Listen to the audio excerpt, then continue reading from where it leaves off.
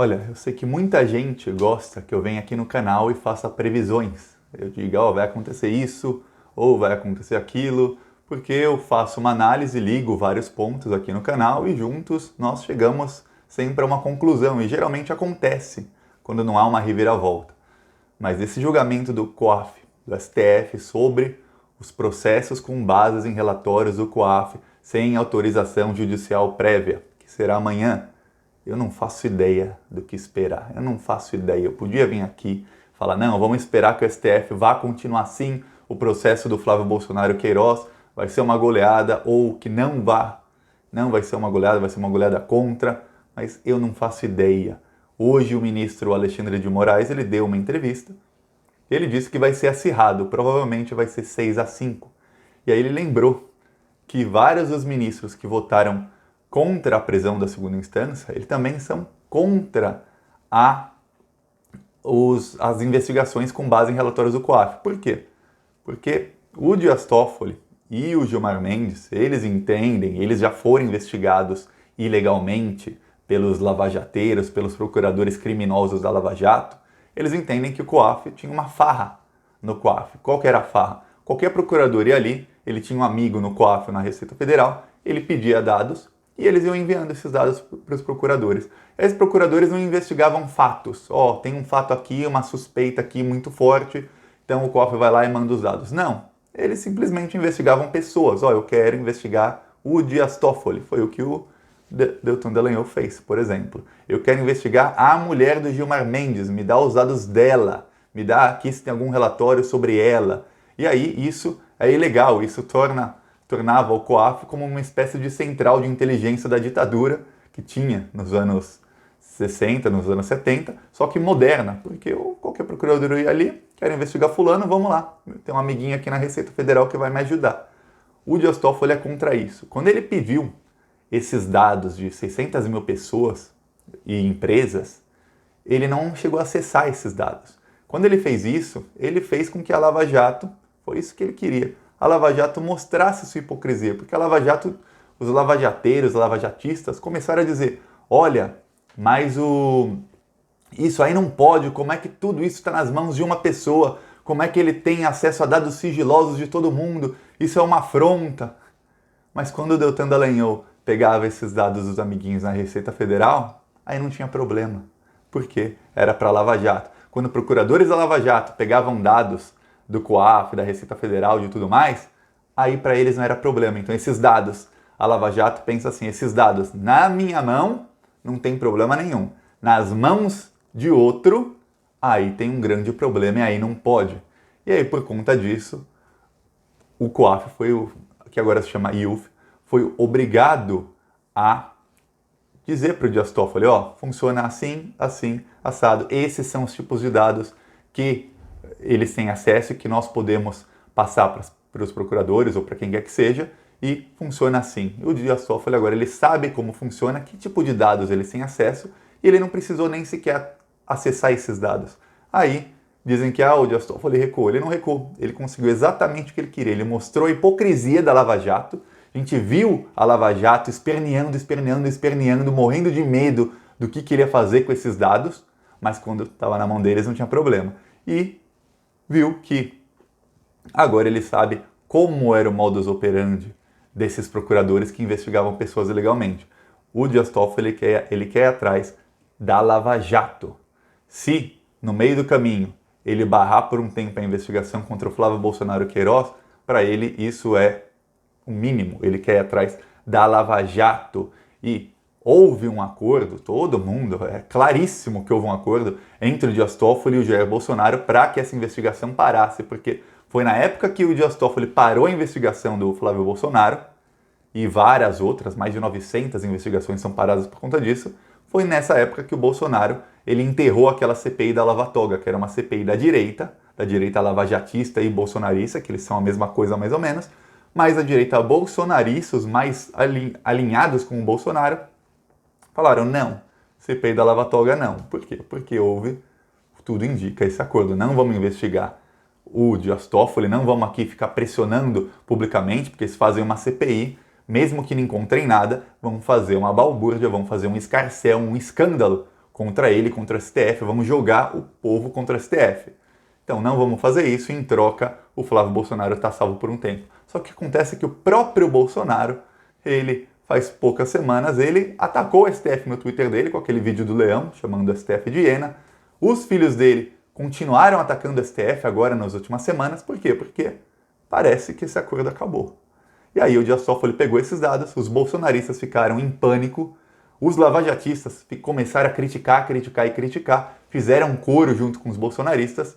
Então, de um lado, tudo dá a entender que eles vão sim retomar as investigações, mas por outro lado, eles não podem retomar todas as investigações, eles não podem dar novamente total acesso para o COAF, porque vai continuar o que era antes. Eles vão continuar investigando pessoas, falando, vamos investigar aqui fulano, não tem nada contra, tá? Vamos investigar ciclano, não tem nada contra. Vamos investigar aqui Beltrano, achamos alguma coisa, vamos nele. Não pode. O que pode é você ver um indício e aí você investiga, porque senão, o que acontece? É até o mau uso do dinheiro público. Quando o Deltan Dallagnol fica colocando gente da Receita Federal para investigar o Dias Toffoli, e ficou, ilegalmente, não acharam nada. São pessoas pagas com dinheiro público que deveriam estar trabalhando, fazendo um trabalho sério, e elas estão investigando alguém porque elas querem perseguir essa pessoa. Não acharam nada, perderam horas e horas e horas de trabalho, horas e horas e horas de dinheiro público, que são pessoas muito bem pagas, não é um trabalhador que ganha um salário mínimo, são trabalhadores que ganham 20, 30, 40 mil por mês, mais benefícios, e que estão ali horas e horas e horas, uma boa porcentagem do salário deles foi gasto para quê? Para nada. Para uma investigação baseada em nada, que não deu em nada. Então, é até mau uso do dinheiro público e é perseguição, é uma coisa típica de ditaduras. Você vai lá e persegue fulano, você persegue ciclano sem ter nenhuma base para isso. O que eu acho, se eu pudesse apostar, é que eles vão sim retomar, mas eles vão colocar filtros. Esse tipo de investigação pode, esse tipo não pode. E se colocarem filtros e se retomarem com filtros, a do Flávio Bolsonaro será retomada. Porque hoje, o Augusto Aras, Procurador-Geral da República, para quem não sabe, ele se encontrou ontem com o Dias Toffoli, antes do Dias Toffoli recuar. Ele ajudou a explicar para o Dias Toffoli como que funciona isso tudo. E hoje ele pediu que retomem as investigações do caso Flávio Bolsonaro. E ele, no pedido, ele fala, porque nesse tipo de caso, o COAF, ele não quebra todo o sigilo fiscal e bancário da pessoa, não. Ele só manda um relatório com aquilo que é suspeito. No caso do Flávio Bolsonaro, do Queiroz, são vários depósitos de R$2.000. Em cerca de 2, 3 minutos, são 50 depósitos de R$2.000. O COAF vê, isso é suspeito, não pode. Não sei se pode ou não, é suspeito. E manda para os procuradores. Os procuradores decidem se investigam ou não. No caso, investigaram. Então, o Augusto Aras, que foi escolhido pelo Bolsonaro, agora ele parece, é o que tudo indica, ele dá uma rasteira no Bolsonaro e ele diz, continua a investigação porque essa aqui pode. E essa aqui não tem nada a ver com as outras. Então, continua essa aqui, desfaz a decisão, continua todas por enquanto e depois, amanhã, vota. E o Dias Toffoli ele adora fazer um filtro, um meio termo. Para quem não se lembra, eu vou aqui recordá-los que quando houve a votação da segunda instância, primeiro houve a votação, alguns ministros votaram, aí faltaram poucos votos. E todo mundo sabia que o voto de Minerva seria do Dias Toffoli, que seria o último voto. Mas entre uma votação e outra foram vários dias. E o Dias Toffoli começou a tentar achar meios termos. Ele primeiro queria a condenação, a prisão após a terceira instância, mas isso seria incongruente, isso seria... não faria sentido, porque a Constituição diz após o trânsito em julgado. Trânsito em julgado é após não ter recurso nenhum. Se a pessoa foi condenada em terceira instância ou em segunda, ainda tem julgamentos para transitar. Então não transitou em julgado, não tem como. Então ele viu que isso não teria sentido nenhum mudar da segunda para a terceira instância, que ou continuava na segunda instância a prisão como estava, ou segue a Constituição e é só depois do trânsito em julgado, só quando não tiver mais recurso. Aí ele viu, vai ser uma hipocrisia se eu mudar para a terceira instância. Aí ele entregou nas mãos do Rodrigo Maia e do Davi Alcolumbre, dos presidentes do Senado e da Câmara dos Deputados, ao invés da Câmara e do Senado, ele entregou um projeto de lei dizendo, pelo menos quando transitar na terceira instância e no STF, agora esses processos não vão mais prescrever. Então aprovem esse projeto de lei e aí tem a prisão só quando for o trânsito em julgado, mas pelo menos não prescreve. Se demorar 10, 15 anos para julgar e julgar e o cara tiver que ser preso, ele será preso. Não vai ficar 10, 15, 20 anos julgando como tantos e tantos políticos do PSDB e no fim não vão preso. Não, vai preso sim. Então, ele tenta sempre achar um meio termo. Até quando ele deu o voto dele contra a prisão em segunda instância, ele praticamente se desculpou pelo voto e depois ele falou, mas o Congresso pode alterar. O Congresso realmente pode alterar, criar um PEC, projeto de lei para alterar isso, que só vai valer para o futuro. E os lavajatistas, falei disso aqui faz 2, 3 dias, eles querem mudar para prender o Lula. E aí não tem como.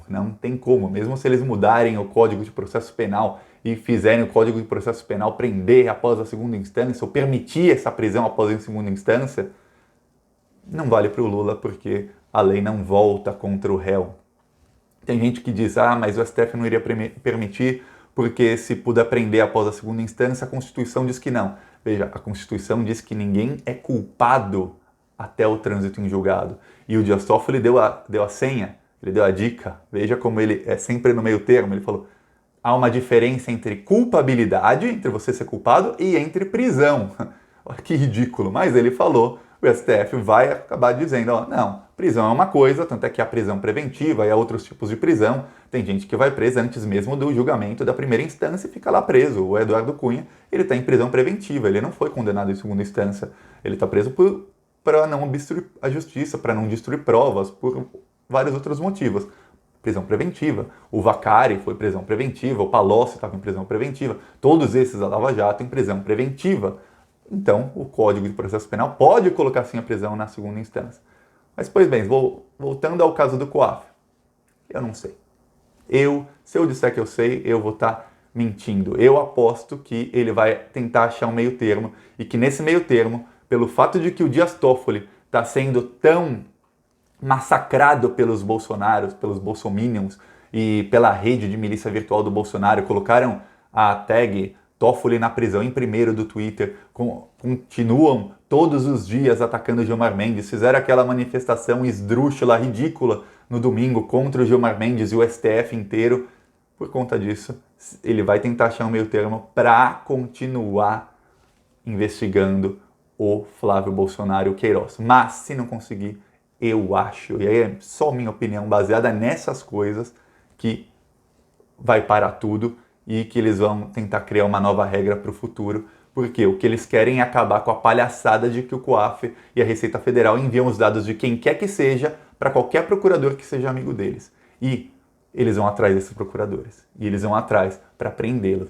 Então, o Deltan Dallagnol, Sérgio Moro e várias pessoas que estavam na Lava Jato, tanto da Receita Federal, quanto da Polícia, quanto da Procuradoria, que agora estão com o Sérgio Moro no Ministério da Justiça, que ainda estão ali, eles estão todos tremendo de medo, porque o STF vai atrás deles para acabar com a palhaçada, para o STF ter de novo aquele status de somos a Suprema Corte e ninguém pode mexer com a gente. Então, a primeira instância não pode vir aqui e investigar a Suprema Corte. E aí o STF pode ser uma instituição de novo, porque hoje o STF é uma instituição aquada, que qualquer um pode ir lá simplesmente investigá-los e ficar impune. O Deltan Dallagnol investigou o STF, está livre, leve e solto.